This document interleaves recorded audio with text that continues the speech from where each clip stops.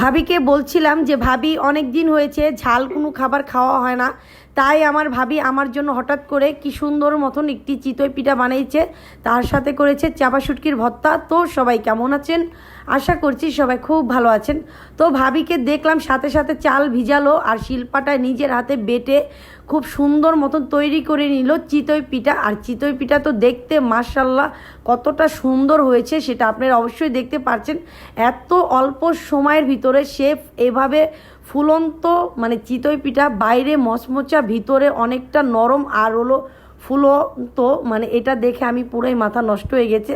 তো যাই হোক, তার সাথে ভাবি নিজের হাতে আবার বানিয়েছে চাপা শুটকির ভর্তা।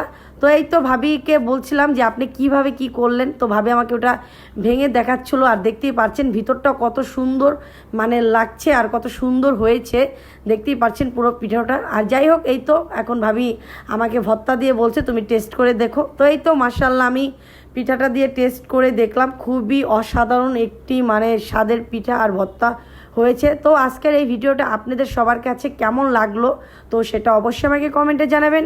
তো সবাই সুস্থ থাকবেন, ভালো থাকবেন, আল্লাহ হাফেজ।